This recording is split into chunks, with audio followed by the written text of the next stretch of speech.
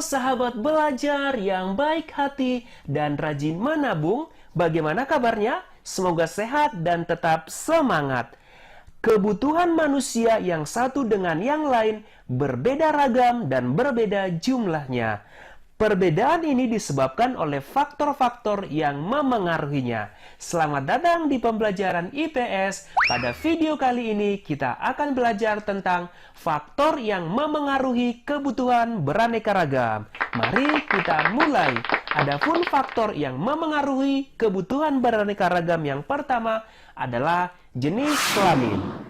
Perbedaan jenis kelamin dan umur pasti akan memengaruhi perbedaan jenis dan jumlah kebutuhan. Antara laki-laki dan perempuan tentu berbeda kebutuhannya. Benar kan, sahabat belajar?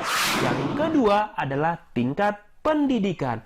Contohnya, coba kamu bandingkan antara kebutuhan kamu dengan kebutuhan adikmu yang sedang duduk di bangku TK atau PAUD. Tentunya berbeda, bukan? Nah, tingkat pendidikan memengaruhi kebutuhan. Yang berikutnya adalah lingkungan tempat tinggal.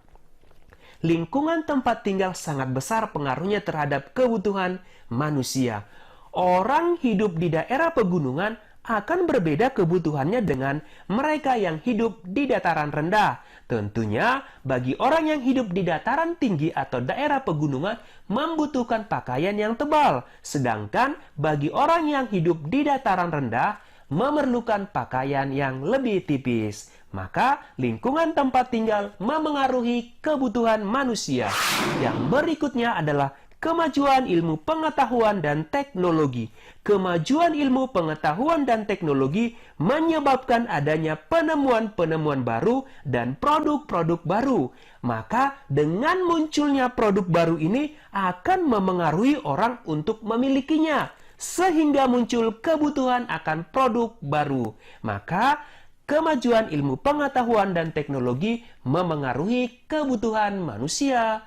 Yang berikutnya adalah tingkat pendapatan. Semakin besar pendapatan seseorang, maka semakin besar pula kebutuhan manusia, karena mereka memiliki sarana atau uang untuk memenuhinya. Dan sebaliknya, semakin kecil pendapatannya, akan semakin sulit untuk memenuhi kebutuhan. Jadi tingkat pendapatan sangat berpengaruh terhadap tingkat kebutuhan. Yang berikutnya adalah status sosial.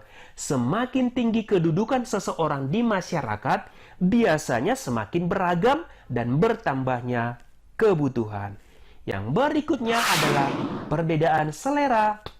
Perbedaan selera ini akan sangat berpengaruh terhadap barang atau jasa yang dibutuhkan. Selera seseorang akan memengaruhi orang tersebut akan memenuhi kebutuhannya.